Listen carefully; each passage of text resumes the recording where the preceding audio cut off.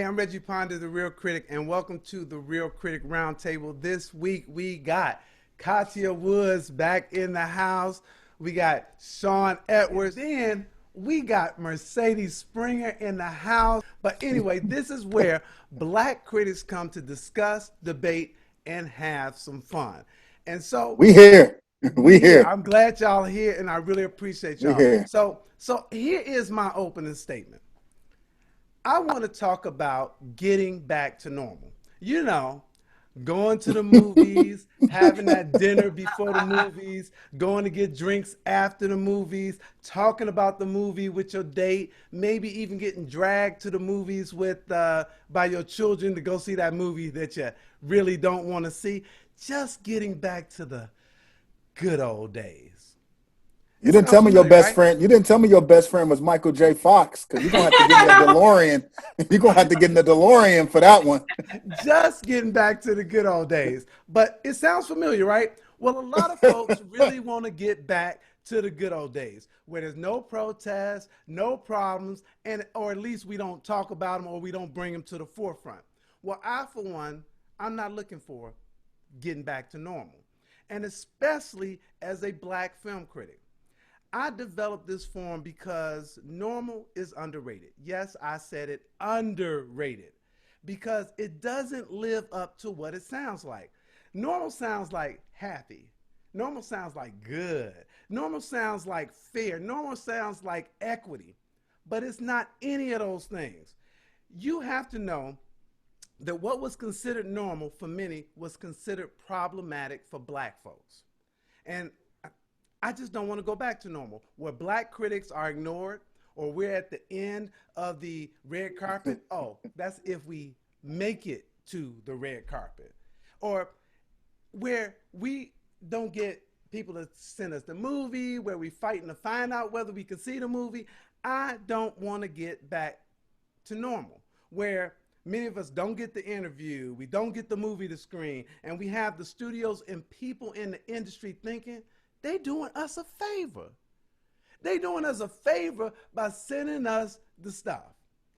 Wow. I don't want to get back to normal. You heard the phrase that when the nation gets a cough, black people get I think it's a cold, a flu, we get something, and it's worse than just a little old cough.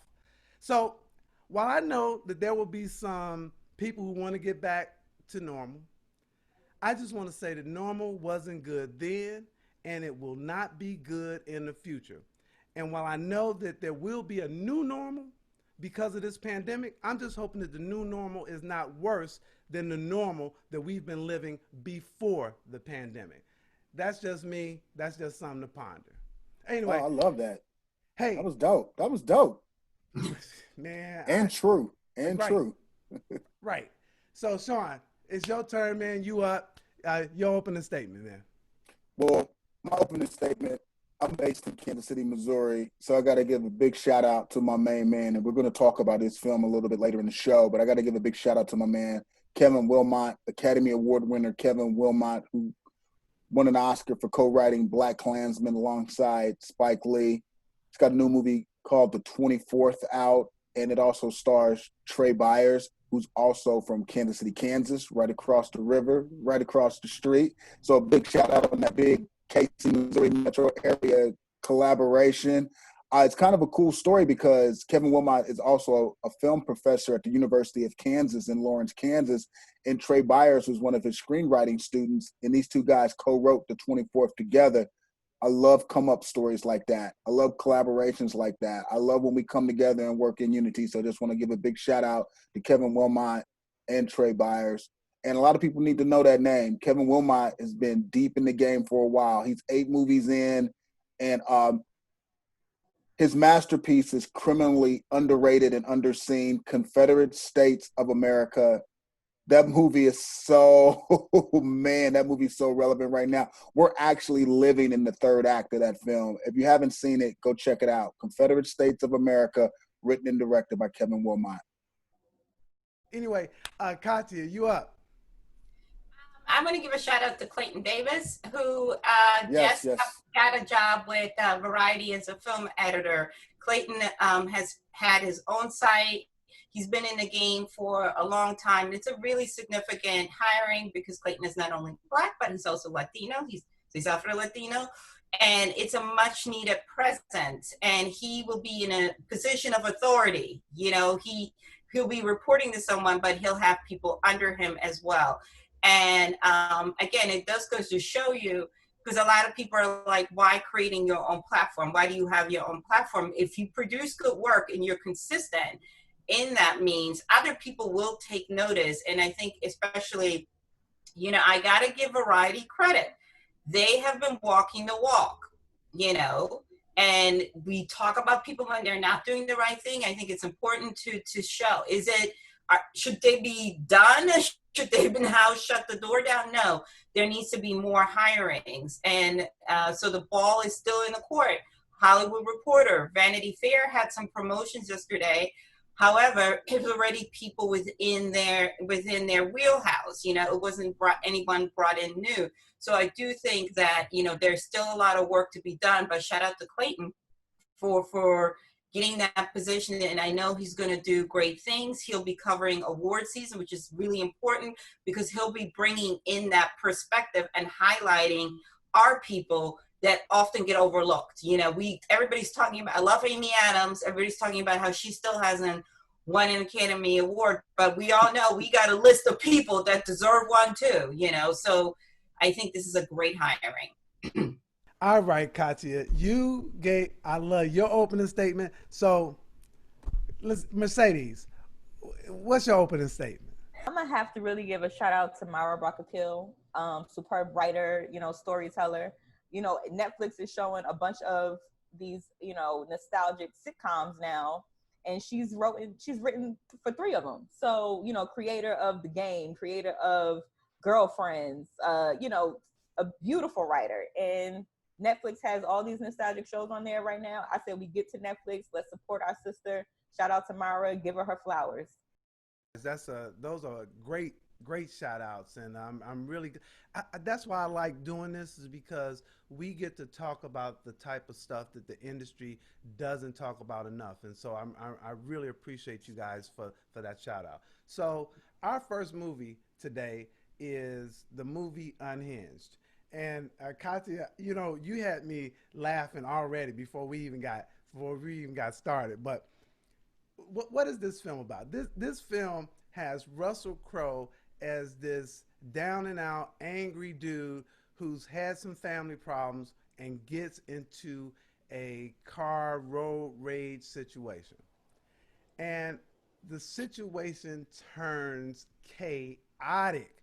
It turns like Freddy Krueger on steroids, because it is messed up. He has this road rage situation with Karen Pistorius, who plays Rachel, and he starts to stalk her, and he stalks her with deadly intent. So the question is this movie something that will keep your attention and keep you engaged? I'm gonna tell you straight up. I see Sean shaking his head. For me, I was all in, because I could see that dude. I knew who that dude was, and that dude scared the heck out of me. I was talking to the screen like you wouldn't believe. So overall, it worked. I know there's some problems with it, but I think the simplicity that they had it, just that dude is crazy and taking his anger out on some people, it worked for me. But what say you, critics? The movie's hot garbage. It's hot garbage. I think the idea is good. Believe it or not, excuse me, I live not too far from a highway, and something like that did happen. It didn't extend that badly, where the guy had a bad day. I think he got fired from work, and it was on a major highway, and the woman honked the horn, you know, for him to move over because he was driving below the speed limit. He then chased the woman and unfortunately shot her. So the premise is not unrealistic. There are people out there who are having bad moments in their lives and then take it to an extreme. My problem with this movie, I was like, okay, this is an interesting idea, and if they get it right, we could have a movie here. But the problem is, it was way too predictable, you know. And let me, without giving it away, there's a scene where she's at the gas station, And I think you guys know what I'm talking about, where you're like, okay, I know what he's going to do. I was not surprised. Also, how how we were introduced to Russell Crowe's character was very predictable. And the idea that this man is running around killing people and killing people in plain sight, and nobody's gonna say nothing, and nobody is like, the police is just letting him. I'm like, how many people does he get to kill before you all decide this may be not a good idea? And also, I think the character Rachel was not very well flushed out. She just kept doing dumb and dumber things. I think if this was like Friday the 13th, we would have accepted it, because Friday the 13th is just based on absurdity. You know what I mean? And Jason's running around with the mask and don't nobody ask questions. But in this particular case, we don't have Jason, and we're asked to buy in that this woman would keep making these horrible decisions. So all around, I did not enjoy this movie. I think Russell Crowe, you're better than this. And again, it was just the premise, the idea was good, the execution sucked. Dude, I enjoyed the film. I don't know what they're talking about, okay? Unhinged kept me on edge. Russell Crowe playing a civilian with a little gut. I enjoyed Russell Crowe in this. I mean, and then honestly, it's something that we can all relate to. Haven't we all had a little road rage? You probably done flip somebody off, and you keep going. You don't think something like this would happen, but we all can relate to that emotion of rage. Like, clearly Russell Crowe is seeing complete red. He sees, this person who has completely cut him off. He's angry. Come on now. Like, we can all relate there. We've all done flipped somebody off. I think the biggest thing with this movie is recognizing that these things are going to be the death of us. Okay? Our phones. We keep way too much information in our phones, our bank accounts, the people we love, the last conversations we just had. If somebody gets a grasp of our phone, they can literally destroy our lives. So I don't know what they're talking about, but I enjoyed the film. It's definitely relatable. I recommend it. Wow, Sean, you said hot garbage, but you got to come more with that, man. Come on. No, I was letting Katia get her thoughts in. No, the film's, it's hot garbage. It's a mess. It's what I like to call irresponsible filmmaking. I didn't like the premise. I don't think this type of filmmaking should exist unless the story provides some sort of context and some sort of meaning for it to happen. This unexplained angry guy that chases down this woman is not cool. I didn't like that. But if you're going to do it, you got to add some layers and some nuance to it. Otherwise, this is dangerous stuff. You got to remember, movies are powerful. Movies influence people. And just to show this man raging out of control, basically for no reason, and trying to literally hunt down an innocent woman, it's just like, that's kind of like despicable to me. If you don't do anything creative or different or provide some sort of like social message behind it, it's just, it's like a irresponsible horror film that got let loose that's based in reality. And in 2020, this just wasn't a good thing to see.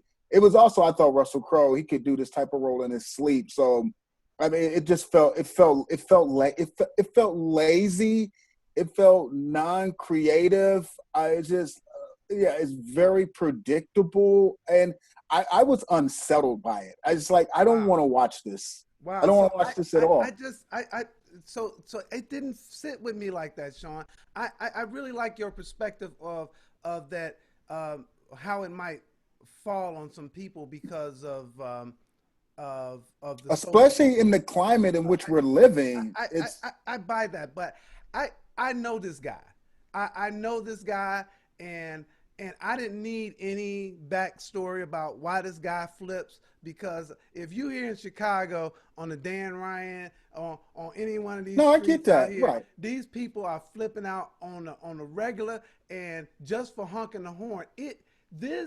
This worked for me in terms of I've seen this guy, I know this guy, and I know that some of this stuff has turned dangerous like that. So I bought what they brought to me. I agree with you, Katia, that the Rachel was not well done. That she was not well done at all. She was not well done at all, because there were so many things I was hollering at the screen. Rachel, I need you to do this. I need you to do that. But I exactly, like your child's life is in danger, and you're very lackadaisical. you know, your family. And it's just also, I agree with Sean. Where did he go? What is the event? And the way that they did it was very cheap and insulting, because we know every character, you know, even the movie Speed, it didn't give it to you up front, but as the movie progressed, you started getting clues why this person was doing right then, and this copper was doing what he was doing. And then you're like, oh, I don't agree with it, but I understand. We had no empathy for Russell Crowe's character. I was Sean. I wanted him, her, everybody to blow up and end the movie, put me out of my misery. And I think that's a problem. Like and also in these types of movies, we want to cheer for somebody. We can't cheer for Rachel because Rachel's dumb. We can't empathize with Russell Crowe's character because he's predictable and very boring. You know what I mean? And it's like, you know, what was the intent out of the fact that he felt that everybody was giving him the middle finger and he wanted to tip the scales? Like, this is very high schoolish to me. Like, you're a grown ass man, you're gonna ruin your whole freaking life because of a woman honking at you. Do you know what I mean? Like, even the craziest of people don't go off the deep end because of that. There is a series of events that get you there. And I think, again, you got to give the viewer a reason to invest.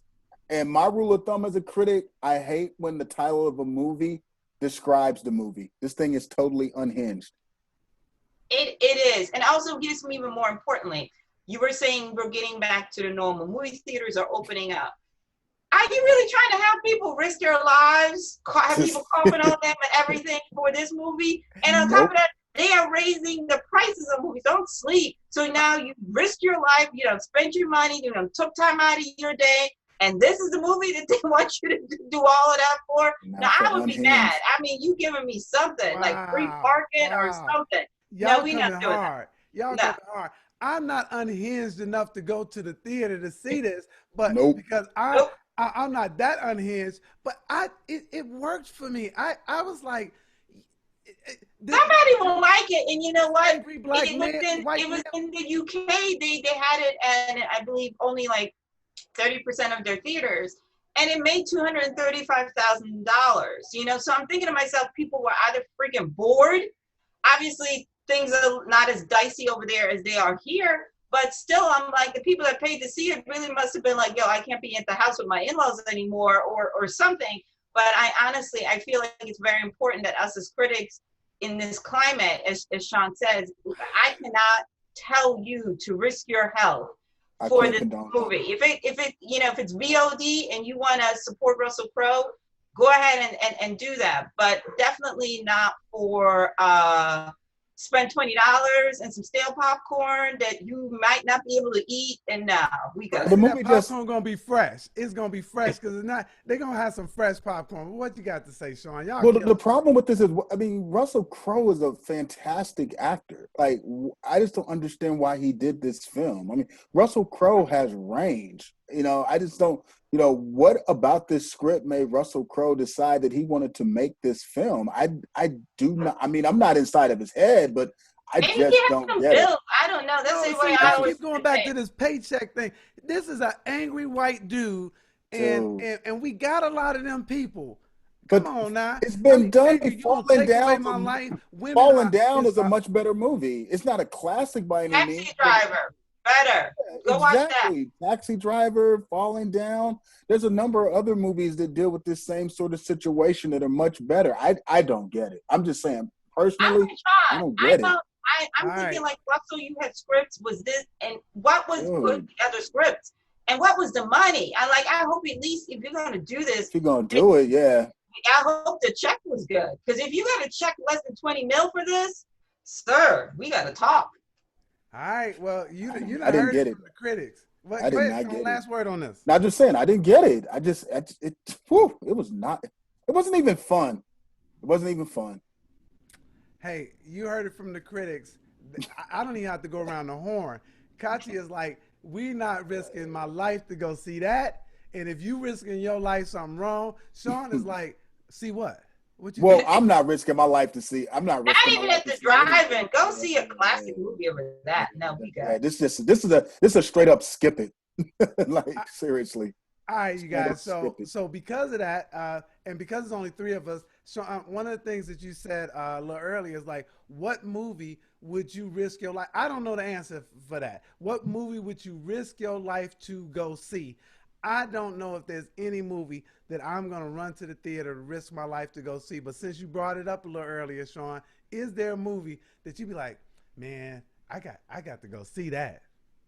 There is no movie I would risk my life to go and see, even if it was a movie that I actually worked on. I'm not sure I would go to the movie theater to watch with the general public right now. It's just, there's just not enough known. This pandemic is serious. We're still trying to understand COVID-19. And it's like I keep telling people, it's not about me, but it's about other people that I come in contact with. And I would feel horrible if I contracted something and pass it on to one of my kids or my mother or a friend or a loved one. I gotta push pause. I mean, I want Hollywood to get back to normal just as much as the next person because I have a financial stake in it as well. But until we figure some things out, we're just gonna have to struggle together until things get better. Katya? What Sean said. I mean, it is, we're kikiing and ha-ha, but at the end of the day is, over 100,000 people in this country have died about that. That's a lot of people. That's a lot of people. Over 5 million have contracted the virus. And I need people to understand, you getting out of the hospital doesn't mean you're out of the woods. It means that you're just well enough to recover at home. And that recovery looks very different for each and every person. Some people are still, they're going to have lung damage for the rest of their lives. Some Right. people are on two Exactly. inhalers. Like their asthma patients for the whole, in order to get through the whole day, they're having problems walking up and down the steps. And I think the problem is because people keep hearing, well, you recover, but we don't talk about, we don't show, we need to show what recovery looks like. And it's not even like if the three of us went, we probably would be masked up, we would social distance, we would do everything right. It's the other people that decide, the freedom fighters and all this other thing that are like, okay, I'm here, nobody's watching, I'm gonna take my mask off, I'm gonna eat, I'm gonna touch everything, I'm gonna call, which will make you would not be focusing on that film. It would end up being a stressor, an anxiety thing. You would start yelling at that person, and next thing you know, you got a different type of situation. That's the biggest problem is you can't control what other people do. Exactly. So do you guys think that this was irresponsible studio decisions to put this movie out into the marketplace? I'm not going to use the word irresponsible because I don't want to speak for the studios. I'll put it on me. If I ran a studio, I would have pushed pause and be like, let's wait. But we don't know the circumstances behind the finances and all the other, rationale they use to say, hey, it's time to put movies in the theater. It's time to open up. If I personally ran a studio, I would sit tight. I just don't want to put anyone at harm's way. I mean, that's just me personally, but it's hard to make those decisions when you don't know what the economic impact is going to be on a particular company or studio or movie theater chain. So, I mean, it's I agree. It's hard to say, hindsight is 2020, and we have to understand. I think when we talk about this business, people always just think about the people at the top, the people that get their money up front. We have to understand that a lot of people who work on television and films, they only get paid when they're working on a project. Otherwise, they don't get paid. And, we know the mess that unemployment pay is. There's some stuff going on with union as far as healthcare. So those folks need a paycheck, not because they want to be out here, in the mix of COVID. That's how they support their family. So studio heads have to not only think about the talent, and the people in the offices, they have to think about, everybody, the everyone, craft services and hair and makeup and all these other people that desperately need a paycheck. And I hear you guys, but I really want the studios to be thinking about me. So no, that's true. That's I hear true. you. I just like you just said, there's no movie that you would go and risk your life for. No. I don't want.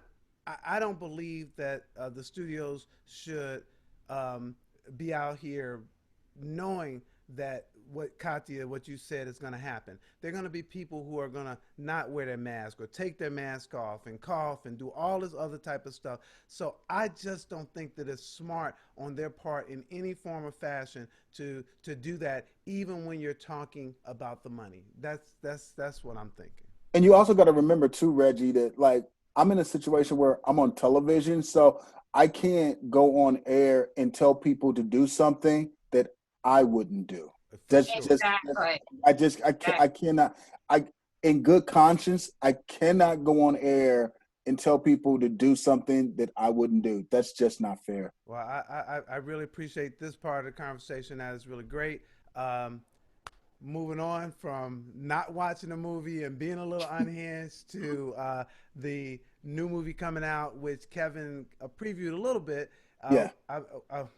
Which Sean previewed a little bit, which is the 24th. And so, Katia, talk about this movie. Introduce it.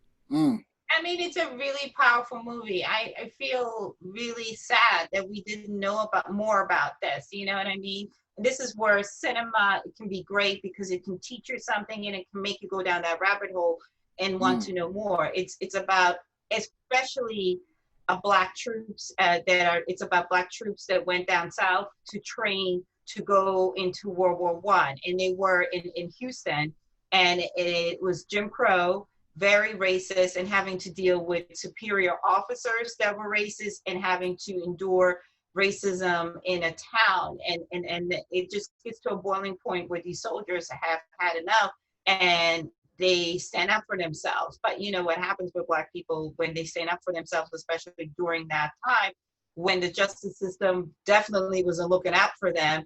And you know, again, with Jim Crow, you were not considered a person. So no matter what you endured, you were coming out on the end. But I think it's very important because once again, as we are having the discussions of patriotism, what that looks like, this idea that only white people fought in these wars, which is crazy, and I really wish we would stop that narrative, shows that Black people have always fought for this country, especially when this country did not fight for them, because they believed in the ideal that if we show that we are invested in this country, then maybe they'll invest in us. And I think that's the most powerful thing that you can take away from this film, that as these men are explaining why they're doing it, and even though they have different point of entries. And I think the other part that's really important about this film is that, you know, you get to see, once again, we as Black people are not monolithic, and why some of them felt the way that they felt because of different experiences. And that's why I think we still struggle sometimes to come together, because our experience, we were not allowed to experience certain things, still some of us. So I think this film is timely, and I'm glad he made it. One of the things that you just mentioned that really caught me is that how similar or how connected these people were, but so disconnected. So they're in the same boat.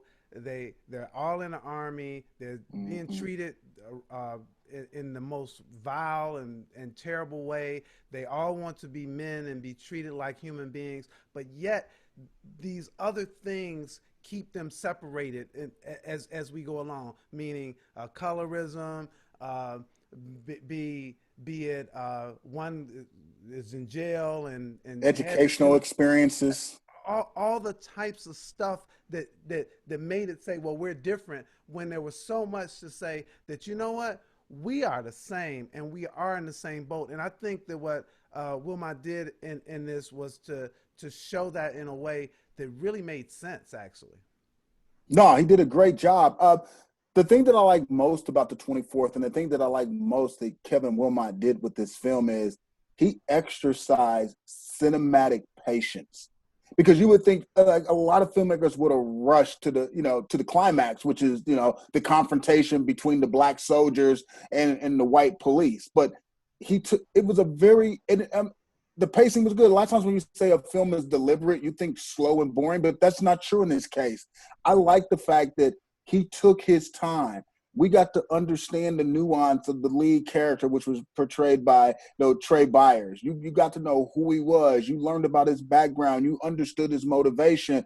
And he did a brilliant job of recreating the environment and the atmosphere so you could get a sense of what these soldiers were going through and their interactions with the Houston Police Department and the people in town and their superior officers. He just does a great job with the pacing.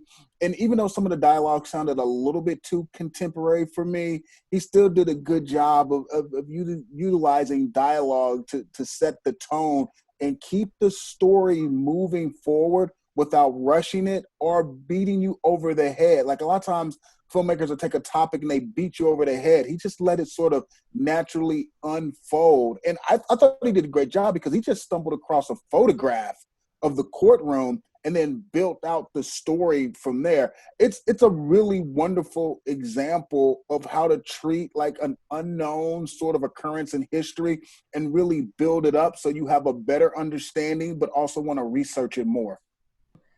Now, I will say this film was a little slow for me. So Sean's talking about pacing, but this movie for me was a little slow. I know Sean was talking about pacing, but for me, it was a little slow, especially when we have historical pictures. So they already kind of drag it out a little bit. Now, I do give them the kudos of this is a story I've never heard of before either. I was a little embarrassed to say that on here because I'm like, am I the only one who hasn't heard of this story before? So I had to look it up after I watched the film. But yes, these are the pictures that we need, especially about Black history, when we don't know everything that's going on with Black history and you feel a little bamboozled. Like, where was this at in my history class? Also, the point of, I think that the lead character, Corporal Boston, right? Now, him entering this situation, he definitely thought that this uniform protected him in a way.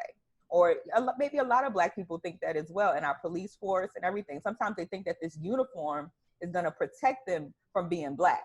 And then people always say that the Jay-Z lyric for everything. Jay-Z has a song, The Story of OJ, right? Where OJ Simpson was this larger than life figure and he thought that it would protect him from being in trouble with the law. But at the end of the day, I think Black people, especially Black law enforcement and military, this uniform doesn't mean a thing at the end of the day. People see the color of our skin, and that's exactly what they judge us for. Black is Black. A Negro, what Kanye said it too. I don't mean to quote Kanye, but even if you in the Benz, you're still a Negro in the coupe. I mean, I had a chance to talk to him and for a piece that I'm doing for an outlet, and it's what's even more mind-boggling. This occurred, but he didn't get access to any of the documents. The military was not, it did not help him, aid him in any way in bearing light to this, which goes to show you, which is another problem. And as we're giving pardons to people, if we're going to give pardons to dead people, give pardons to these men and restore their record. But I think it's also very interesting how this was really buried deep in. And kudos for him to say, no, I'm going to, most importantly, do the research, as limiting as it may have been. And I'm going to give names and I'm going to give visuals to these people, these men that have brought been them to buried. life. Exactly. And I agree with Sean. This is a perfect example of let the story lead you. Not like, okay, people are going to get bored or whatever. No, he didn't skip the steps. And also he could have, he could have turned this into some savior thing and left us with an amazing feeling. But no, I mean, it is a little sad. It is right. No, not a little, it's very sad, but it's very important. It's important that you get that you understand that. And again, how the past ties into the future, because look what is going on now. We're still talking about the same things. And there was a report on CBS this morning where, I believe it's the Secretary of the Air Force Black man talked about how he endured some of these things. He's been a lifelong officer and having to deal with people questioning his authority. So clearly there is still a lot of work to be done. And I'm glad I feel like this pandemic is really helping us to address some things. And in this way, art is helping us have these conversations. I This is really And enjoyed this film. this is one movie for me though that I wish we weren't watching at home. Uh, exactly, I Yeah, agree. It breaks yes, my I heart. agree Breaks with you my heart. too. Breaks my this heart. this is that movie that I needed to see with some other people, and I'm talking about Yes. with my people. I liked so much about this, and you guys talked about many of those things. I like the fact that I got to at least understand some of the motivations of some of these characters. So some of the angst that they were having. So while they were pulling against each other and having those issues, I like the fact that he did that. What troubles me a little, and this is not on Wilmot, but it just troubles me because it is what it is. Oh, somebody already said that before, right? But is that that there are going to be people who go to see this and going to believe that everything that they saw was true. Some of these characters are composite characters. It didn't happen. The end of the story, the what happened in terms of the riot actually happened, but some of the Right. stuff that Wilmot had to piece together to make it a story, people will walk away thinking that that white officer was exactly like that, and that always bothers me. And the reason it bothers me is because I know when I said it is what it is that people will not go and do some research afterwards. Is that it will be the definitive, the word, and so that has nothing to do with Kevin Wilmot. But it just is a thing that always bothers me with these kind of films when since they will stand in history forever. Well, I know you'll be glad to hear me say this, Reggie. This is one of the few films I've seen during the pandemic that we're not grading on a pandemic curve. This film would be fantastic, like no matter when. I mean, it really is. It's a great film, and Kevin is definitely someone to watch. I mean, in many ways, I mean, he did a better job of directing this than Spike Lee did with The Five Bloods. And I love both movies, but I just thought what he did with this was just so tactful and skillful because there's a lot that could have went wrong with this. And he mostly nailed it. Absolutely.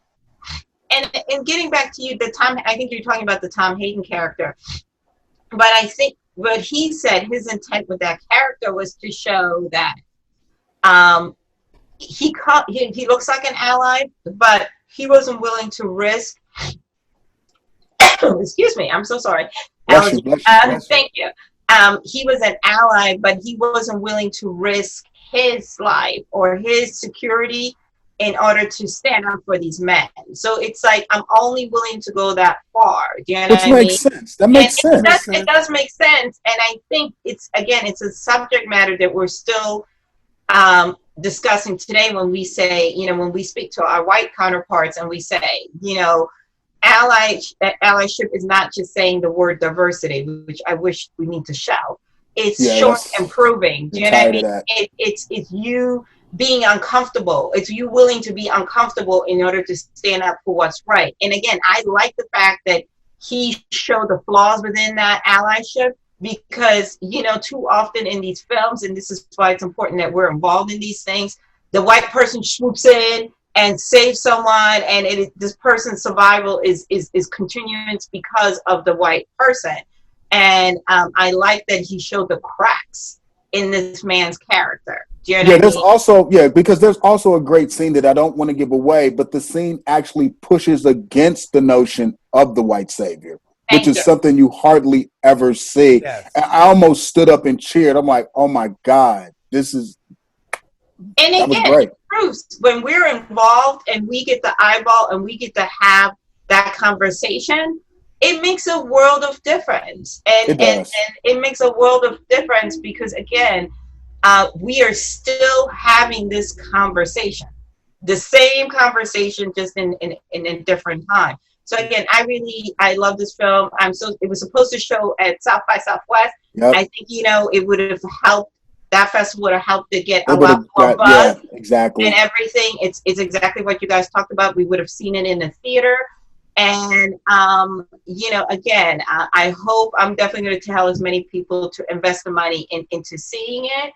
And hopefully it'll be one of those things when we get some type of new normal, whatever that looks like, they'll re-release it in the theaters, you know, Yeah, whether I they hope do a so. Black History It's Month, smart. whatever. It's a smart movie. I mean, the first hour is so sneaky good for a lot. It's just that's so funny.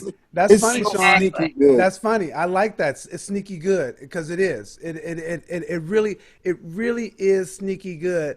And oh man, I like a lot about this, and I know you guys talked about it, but the fact that these men were willing to die. I mean, literally, in two ways: die to fight for the country, and Dude. die to fight for themselves. It is something so moving, and the fact that I'm still learning about Black history at my age is Me shameful. too. Me too. I knew nothing about this. I mean, that's what I'm saying. It's so, you know, this is where cinema sometimes is amazing because it Right. highlights things that we were not taught. We have been taught this lie that we know is a lie, that we have not, that our people have not been patriotic, that our people did not fight. They were just cleaning pots and pans.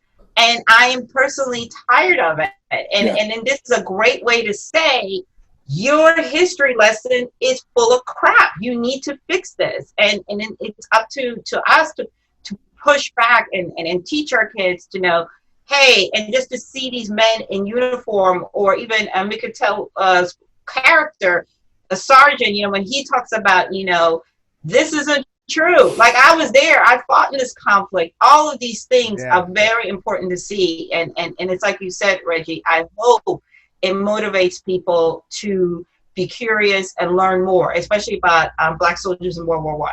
Wow. I also think the movie deserves some awards chatter as well. I mean, Yeah, and it's not a it's contender, hard but it should be in the conversation. It may in not be the a strong conversation, contender, but it should at least be in the conversation. especially for something like Independent Spirit Awards, and those It should awards be in the conversation. that are supposed to highlight films like this. And Yes, you know, I hope that should be in the I don't know what conversation. campaigning is going to look like. I know these things usually need a crazy budget, but hopefully we can do our part. You know what I mean, to push the conversation forward. So before we move off of this, I have to ask, who did you guys like? If we're talking about awards, who did you like in this? Oh, the acting was strong. I personally, Trey Byers, I would love the say he gave me a tad bit of overacting, just a tad. You know, I think sometimes when we see these historical pictures, the actors can come in and do a little, you know, shucking and jiving a little bit more than what was actually going on in that time period. So just a tad of maybe a notch on the volume, a little too much for Mr. Trey. But overall, what's my guy's name? Oh, I can't think of it. The guy who played in Fences, the sergeant. Yes. Now he was phenomenal to me. Phenomenal. But yeah, I mean, overall, good, solid picture. Would I recommend it? I think people definitely need to see it because it's a historical story that we really didn't know anything about. So check it out. Get your history lesson on. A little bit slow, but overall, I think you'll enjoy it. I personally, I love the screenplay because I mean, I thought it was very well written. I like Kevin Wilmot's direction. I thought it was brave. He didn't slip up. It was a great job of directing, and I like Trey Byers. I thought he was solid. He carries the movie.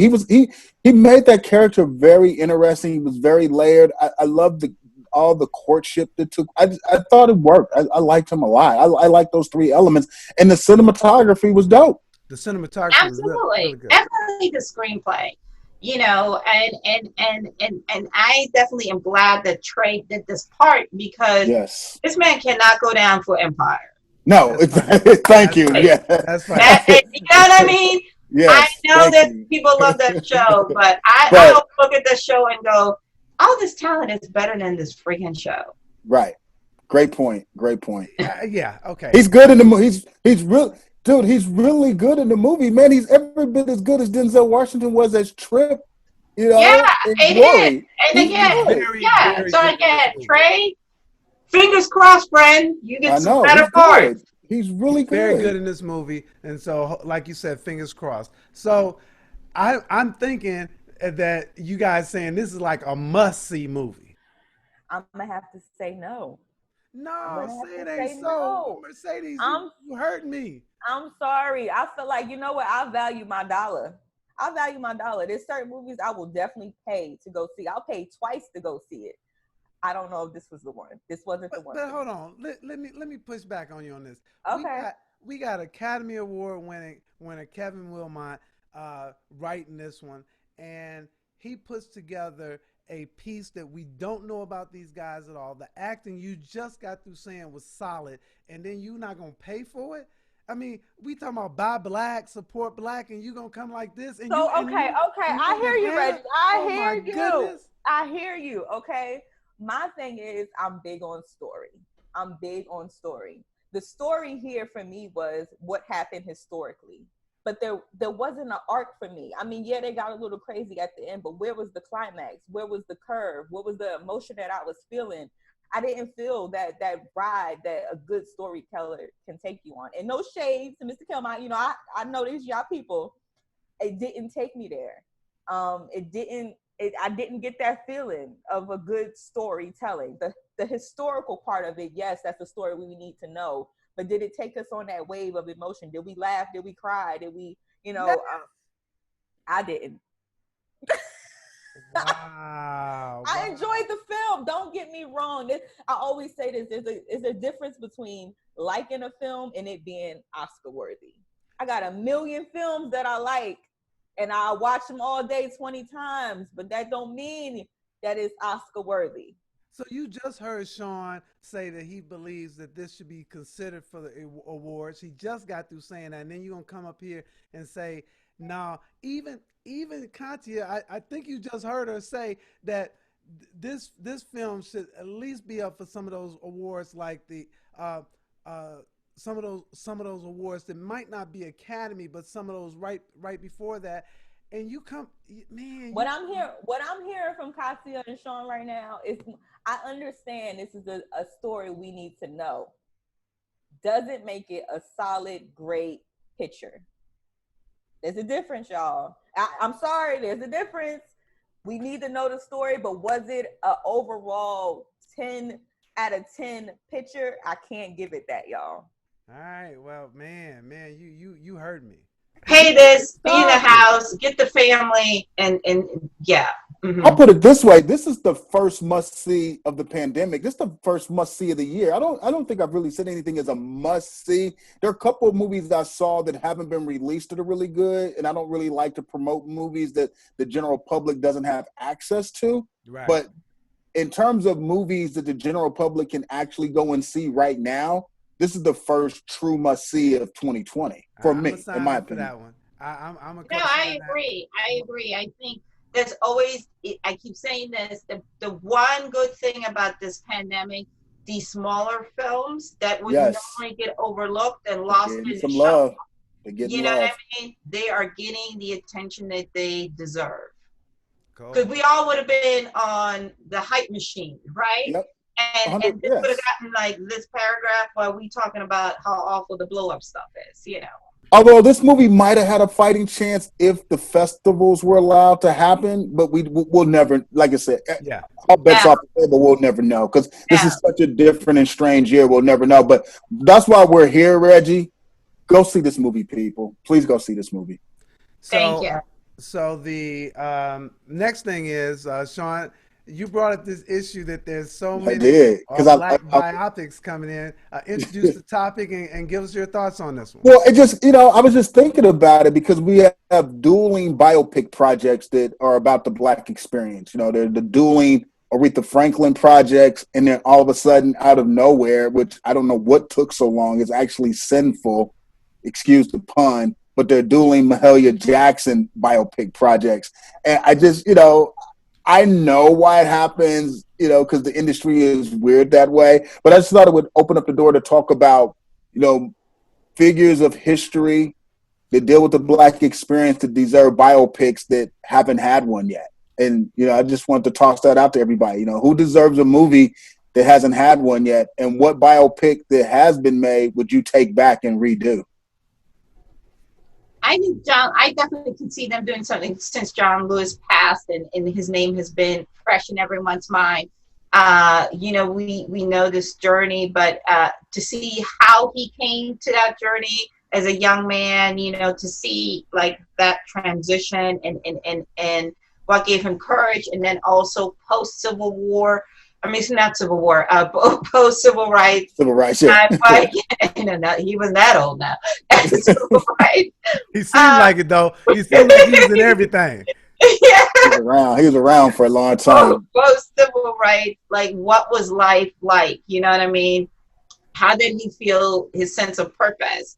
And, you know, his relationship with his wife, which I think a lot of people didn't realize that he was married for a long time, that he had a son. You know, they just think John was running around saving everybody, you know what I mean? Man, but I think that Black men are never allowed to love. No, you know, I definitely think, like, for instance, also we're getting at Before you do that, Katya, is that when we looked at John Lewis' Good Trouble, one of the things that Sean said was that he felt that it could have been better. And after seeing all of the tributes and I was just gobbling up stuff on every station I was looking to see.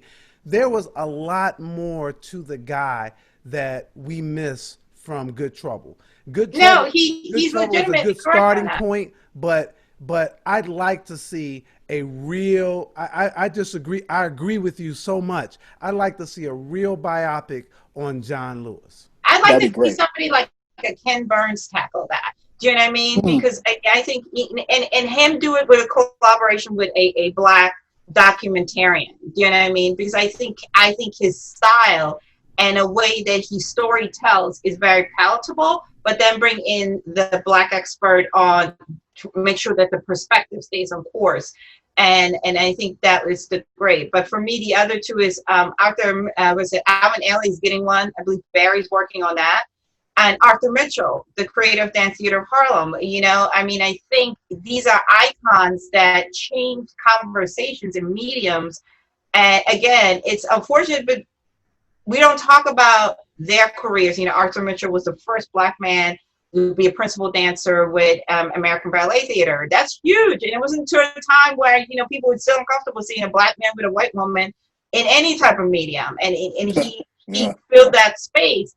And we don't know enough about him. And even when he died, it was more like tied to his dance career. But again, what made a young Black man think or dare to dream to say, okay, I'm going to be this ballet dancer and I'm going to be in this internationally renowned company? And even more so, okay, I now see and understand that we need to have a space for future dancers, you know, that want to do classical training. I think all of those things are important for our kids to know, that we are not one-dimensional. We're not just sports and entertainment in terms of like hip hop. It's important for them to see themselves in spaces that people have told them that we don't exist in.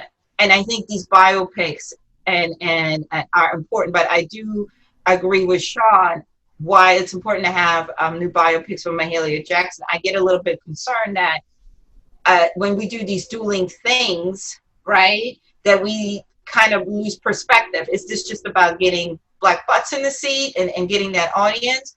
Or are we really interested in uplifting and informing and giving, you know, these folks their flowers? So I get a little bit skeptical, but I'm going to wait and see. And hopefully, you know, the work is good, but instead of us getting 16 Mahalia Jacksons, move the shift to somebody else. You know, a lot of people. That's why I brought it up. Yeah, that's why I brought it up. We don't need two Mahalia Jackson projects. Go ahead, Reggie. I got a little list. So I really, you know, it's going to use my Chicago roots here. I really want to see something on Ida B. Wells. Wow. And I mean, I really want to see something on Ida B. Wells. The stuff that I learn every year about her, more and more. This woman was a bad woman, and I would love for somebody to compile that and put that stuff together. I'd also like to see something. I loved. I don't even know because we haven't talked about this, but I loved I Am Not Your Negro. But I'd like to see something all about James Baldwin. Just a feature film. Yeah. Yeah. I'd love to see something about James Baldwin. The more I learn about him, see, you guys probably know more than I do, but the more every time I learn something, I'll be like, dang. I mean, I'd love to see something about him. And then finally for me is that I don't think I'm gonna use my Chicago piece on this too. I'd like to see a real look into Jesse Jackson. I really would. I would. I just telling you, because there's so much controversy as to who this guy is. I mean, about is he this or is he that? And I'm not saying that I'm championing Jesse Jackson. I'd like to see, as opposed to the stuff that I hear that's just I got you. playing out in the marketplace. So, Well, I got the perfect title for the Jesse Jackson biopic. okay, go ahead. Run, Jesse, run. Great title. There Run, you go. Jesse, So run, man. those That'd be are a three I'm great gonna throw title. out Well, I'm after watching Mrs. America, on FX, I would love to see a Shirley Chisholm, biopic. I mean, I just think what she did was fascinating, and I would just love to see, the beginnings of her life, what led her to actually run for the presidency of the United States and all the inner workings behind that, and then the aftermath of that and the huge disappointment and the lack of getting support, from her fellow constituents, mostly who were African American. I would just love to see how that affected her. I really want to see something on Shirley Chisholm, because a lot of people still don't know who she is, even today, which is like criminal. So I would love to see that. And then props to, we were talking about Kevin Wilmot in this film, The 24th. Well, his next film is the Arthur Ashe biopic. So I'm really looking forward to that. Arthur Ashe is an amazing guy. And if I had to go back and redo a biopic, I got to redo Self-Made. I was so disappointed with Self-Made on Netflix, and I would redo Malcolm X. I am not a huge Malcolm X fan. I'm just throwing it out there. I need a Malcolm X biopic redone. Oh, you heard me, dude. I'm not a fan of the Spike Lee version. I'm just not. I agree with you on Self-Made. I feel as though That was an opportunity missed. Yes, we did not learn what we needed to learn. No. And also, I have a serious problem. We know colorism exists in our community. That is a fact. But I have a problem when we use it inappropriately in order to be a story arc. Yep. That was so not necessary, because these two women coexisted in that space and they both were important. And instead of saying, more than one of us was successful and one pushed the other, they had to be adversaries and we had to go for the cheap seats. And they created a juvenile rivalry, which cheapened the history. Like that just totally cheapened the history. I love that, because I totally agree. And I'm really I gotta now look at, because this is the second time that this director has helmed something, and history's been rewritten. So I gotta now understand, why, what is it? Why can't you tell the story for what it is? Tell the story for what it is. Yeah, and my thing always is trust the audience. Stop treating the audience like they're dumb, like they're not going to accept the real version. So I'm really curious what with this director's next project. Are they going to rewrite history again? And if so, then we got to address that problem. We got to have that. We got to have a family meeting and be like, stop doing that. You know how we were talking about, whether or not they should put like a warning before like movies like Gone with the Wind? We need to put warnings in front of her films. Be like, this is fan fiction. The depictions you're about to see are not real. You know what I mean? It's so not necessary. And in Self-Made, I liked certain performances. I love Blair Underwood, but I was just kept saying to myself, I felt like I had to go back and hit Google and look at things and be like, is this a figment of my imagination? Because I don't recall that being accurate, and that's not a good thing. We got to fact check. It's really interesting that you say that, because I couldn't pinpoint for myself why I wasn't fully invested in the story, because I felt like that they were trying to push something that just didn't connect with me. And And thank you, man. I need to talk to you more often. Because I couldn't figure it out. I couldn't, It's but it didn't pull me to say I want to watch this all the way through because there was just something about like and even you, Sean, talking about Juvenile. I mean, this it just it didn't move the story forward for me, and in fact, it was a hindrance for me wanting to stay with it because I didn't want to stay with it for the no, rivalry. I wanted to stay with it to learn how she did what she did, how she became the best that she became, and the thing doesn't do it. overcame. Not that she overcame this one person. So I don't know. It just glossed over a lot, and it never felt real. I never felt like I was in the era. Like the way the 24th takes you back, I felt like I was a part of that. That troop. You believed Yeah, I everybody. believed everybody. I never believed for a second that Octavia Spencer was Madam C.J. Walker. And so Somebody said it was Ma in the period piece, and I was like, y'all wrong for that, but y'all are I. wrong. Y'all are wrong for that. We coming to the end, you guys, and usually we try to get that last statement. So my I didn't statement say was it going to though. be. Don't at me. I didn't That's all say right. it. Hold on, but you all gonna say something to this. My last statement was gonna be really on Free Rayshawn. Did you guys see Free Rayshawn? I like Free Rayshawn. I And like what they're doing on Quibi. I, I like what they're doing on Quibi. I just don't like the platform. yeah, No, the marketing is horrible. I Woo! loved what they did with Free Ray Terrible. Sean. I like the fact how they broke it up. I was watching it rabidly, and It's good stuff. I think they really did a good job. And I was surprised because I don't I want to watch my thing straight through, and I was surprised that those little bits worked for me, and it did. So that's my thought. I liked it a lot. I Yeah. did too. Again, I mean, I think there's some great work over there, but God, they got to work on that marketing. I mean, Terrible. what's the point of making amazing things, If but no nobody one knows can see about it, it? no one can see You it. know what I Yeah, mean? no, I mean, is it a secret? We got to know a passcode. And now is the time to fix it because we are at home. You have it. You can have this audience. they got the I just money, they got the money, and they got the exactly like people. who So family meeting. We need to have a marketing family meeting Man, because you're wasting all this great content. Even Blackball, there is some really good stuff some over good there. stuff on there. Some good stuff Yeah, on there. well, great but guys. Hey, that's our show. We are done for the day. Another successful time to talk to you guys. I appreciate. I don't appreciate the fact that you call that pure garbage, but I get the last word, so I get to say that. Um, Yes.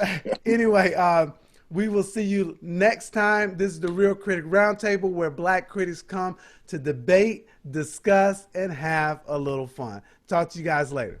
All bye right. bye. Thanks a lot. See you later, man. Thanks, everybody. All right. All right. All Thank right, you. cool. That was a good one.